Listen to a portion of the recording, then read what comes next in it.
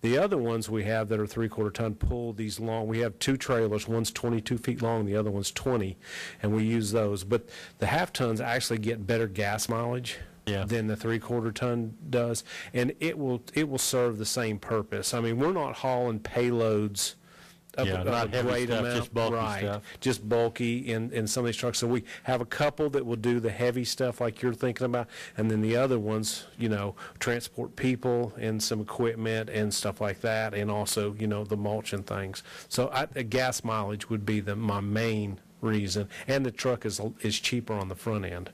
Good. Thank you for that clarification.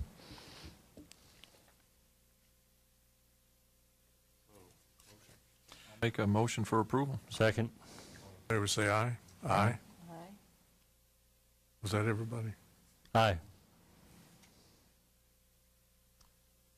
Next item, consider approval of bid for two 2011 four-wheel drive mowers. Up on your screen is a picture of the low bid for this mower that we got. We put this out to bid, and what this is doing is it's replacing a John Deere 1435 that we have in our fleet, and also replacing part of our wide area mower. We've been through 2 cycles of wide area mowers. The first one, it did okay. The second one, we've spent close to $8,000 in the last 2 years in repairs on that piece of equipment. What brand was it? John Deere. Okay. It's a John Deere 1600 wide area mower. From first generation to second generation, they actually improved the mower with horsepower, but we've just had a lot of issues with that mower, and I really don't want a chance. They did not change that mower from this year to next year, and I really don't want to chance another one. So what we'd like to do is one of these mowers will replace half of that mower, and then in the next bid I'll be asking to replace the other half, because it really would take 2 mowers to replace this one. It mowed 11.5 feet in one pass, where these mowers will mow 6 feet. But these will mow faster than the big one, a lot faster, and that's part of the problem. Is we have to mow so slow with it now because it's lost so much power. That's part of the problem. But we received bids on this. The first bid is from Tyler Brothers in Maryville, and this is for the Kubota F380, which you see up on the screen, and their combined bid for 2 mowers is $33,370, and for 1 mower they were bidding $16,685. This is a 4-wheel drive diesel with a 6-foot out front deck, and it was also bid with a hard top canopy on top of that roll bar to keep the guys from having the sun directly on their head all day. The second bid came from John Deere. John Deere's bid for the 2 was $39,998. And then the next bid came from Jacobson, and they bid $39,858. And we would like to ask for award of the bid to the low bidder, which is Tyler Brothers, for the Kubota F3080 for the 2 mowers, a combined bid of $33,370. Bud, was the John Deere that you had these problems with, was it a diesel or gasoline? These are diesel, and the problems we've had none of the problems we've had have been with the motor, the diesel motor. It's all been in the hydraulics, the hydraulic pumps, hoses, and stuff like that. The motors themselves, we've had great luck out of the diesel motors. I noticed that the John Deere has a 2-year parts and labor warranty.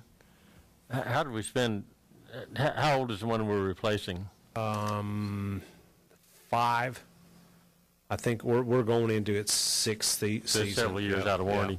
Yeah. So the Kubota has the same warranty? Is that 24 months parts and labor? Tyler Brothers. Wait a minute, let me get to my. Yeah. Yes, it's 24 months. Parts and labor. Mm-hmm. Same as the other. Yep.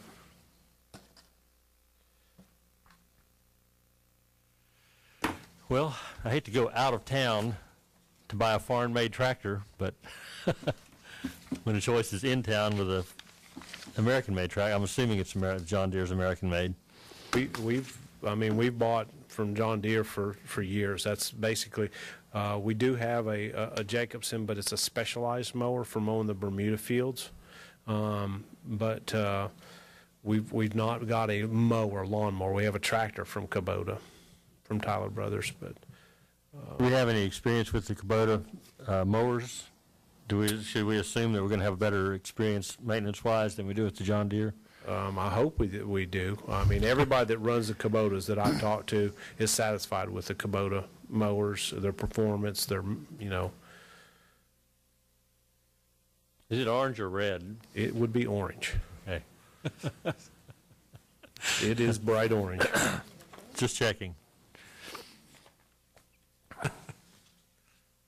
Important, though. Then I'll make a motion for approval for bids for two Kubota Z3080 four-wheel drive mowers to Tyler Brothers in the amount of $33,370. I'll second. Favor say aye. Aye. Next one is consider approval for a bid of 2011 two-wheel drive mower. This is a mower. That looks like it's photoshopped. You've never been on that thing, have you? This is a mouthful, I guarantee you. Who did that? This mower, what we'd like to do with this mower, this is the other half of the replacement for the big wide area mower. And what this is and it's up there on the screen, the low bid is a John Deere mower. It's a 997. We actually bought one of these 2 years ago and just have been thoroughly satisfied with that. It's called a zero turn, 6-foot deck. It's a diesel motor. And who put my face up there? I told you didn't see it. I'm sorry, I just noticed that. I'm mowing the grass there. Thank you. I was going to mention the guy on the Kubota a minute ago. He looked really happy to be driving that Kubota. Just thought. Anyways, this is a good mower. Like I said, we've had one and we have it now, and it's been a good mower. It will mow grass faster than anything we've got. It's got a lot of power, and again, it's a zero turn, so the maneuverability of it is very good. But we received bids on this one from Farragut Lawn and Tractor. For one mower is $12,840. The next bid came from Tyler Brothers at $13,285, and the other bid was from Ladd's, which is right over here off Watt Road, and they turned in a thing of no bid. And then, oops, that's something else. Okay, so those are the three bids, and I'd like to ask you all to award this to the low bidder, which is Farragut Lawn and Tractor, for $12,840. Just out of curiosity, this is kind of a takeoff of Alderman Markley's question earlier. When do you ever decide if you want to do the extended warranty? Have we ever historically done that? No, we've never bought the extended warranty. If I were to ever buy another wide area mower, I would buy the extended warranty. Okay. This type of mower in the four-wheel drive we have of John Deere's right now, their center blade motor that comes off the PTO was offset a little bit years ago, and we had problems with that gearbox shaking apart, and they realigned it. That took care of the main problem that we had with those. The hydraulics on the big wide area mower have been the problem in the first generation and the second generation. And so I don't want to chance another one. It costs way, I can almost buy another mower for what I'm fine with the mower. I was just curious about the Yeah. warranty, if we ever did that as a matter of practice. Typically not the way it's done. No, we haven't. Okay. We haven't done it in the past. Okay, that's fine. Thank you.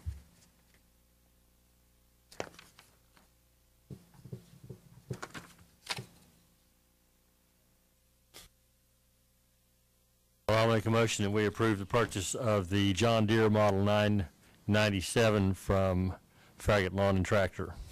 Second it. All in favor say aye. Aye. Thank you very much. As Ron said earlier, Christmas came early this year, so I appreciate it. This may be totally irrelevant, but I had the opportunity to tour a John Deere assembly plant in Germany a few months ago. It was truly fascinating. If you ever get a chance to do that, they were, no, they have them here. But these are the tractors that you need an extension ladder just to get up to the seat. They're huge. Yeah. So moving on, town administrator's report. Mayor, tonight I wanted to talk briefly about the redistricting committee that I've been on for the last couple of months now.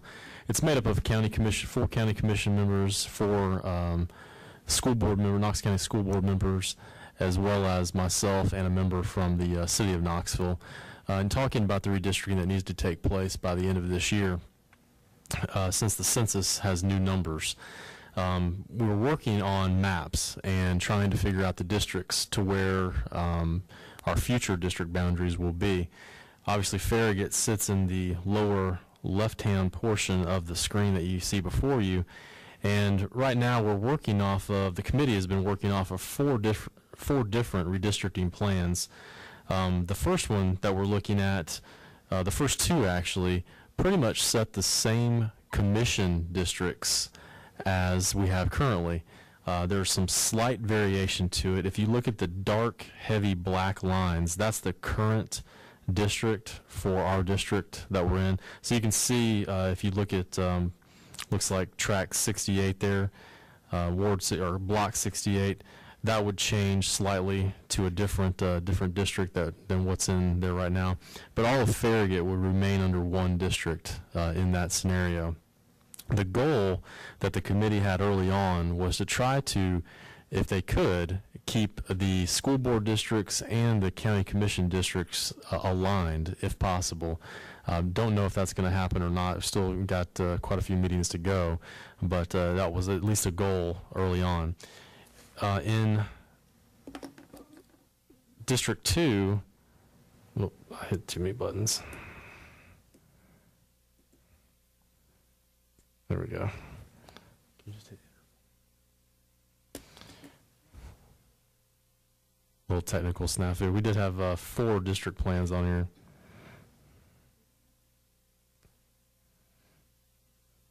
There's 1 through 4 right there. You think that works? Well, let's go back to that real quick, and I'll be able to show you. Actually, there's another district plan, District 2, pretty much is the same alignment that you see there for Farragut. Now, in redistricting plans 3 and 4, if you take the pink area of Farragut, actually, I'll draw this. What is going on? Go to that center button. Is that? I'm sorry, I'm trying to.